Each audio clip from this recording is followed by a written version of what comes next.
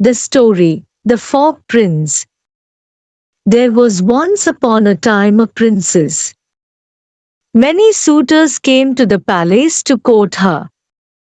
But it appeared to the princess that each of them looked at her without really seeing her.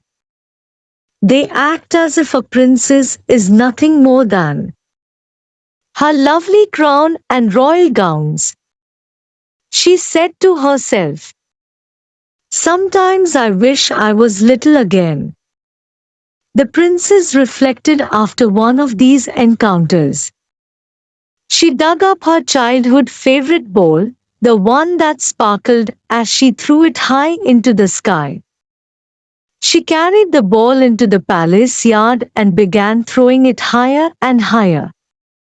She threw it extremely high one time. And when she went to catch it, she tripped on a tree stump. The ball landed in the royal well and plopped down. She dashed over to get her ball before it fell too far. But she couldn't see it in the water by the time she arrived. "Oh no! This is terrible," she mumbled. A little green frog poked its head above the water at that same moment. "Perhaps I can assist you, frog," speaking to the princess. "Yes," the princess replied. "Please get my ball," says the narrator. "No problem," the frog responded. "But first, I'd like to ask you a question." "What do you mean?" the princess said. "Today is for you to spend time with me," the frog said. "I'm not sure what that means," the princess said. "Just spend some time with me today," the frog said again. "All right, fine," the princess exclaimed. "Please get my ball now." "I'm on it," the frog declared. He dove down to the bottom of the well. He rose a few moments later, holding the ball high in one hand. "Thank you," the princess responded as she took it from him. She walked away. The frog said, "Wait a minute. You promised you'd spend some time with me today." With a shrug, she said, "I already did." And the princess returned to the palace by foot. There was a knock on the door that night over dinner with her family and royal advisors. When the servant opened the door, no one was there.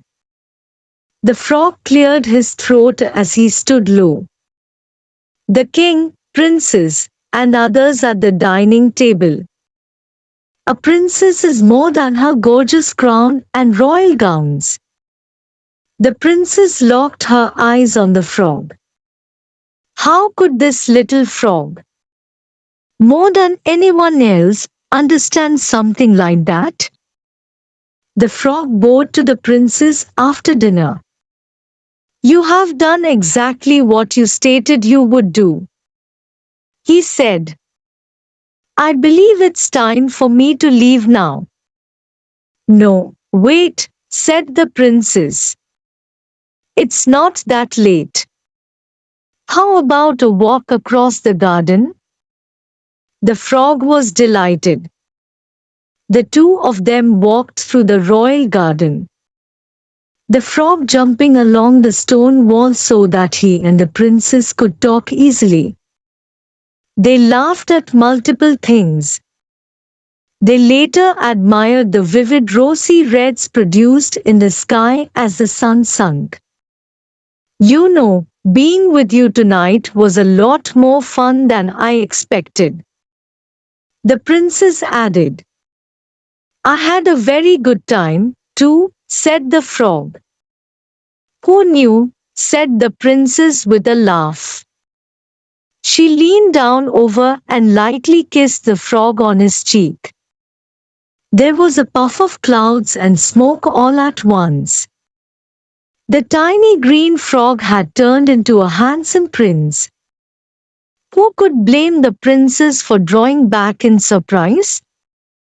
The prince quickly assured her that everything was fine. Years ago, a bad witch cast a spell on him, forcing him to remain a frog until kissed by a princess. Like that will ever happen, the witch said, laughing evilly. But it worked. The prince and princess may now spend more time together.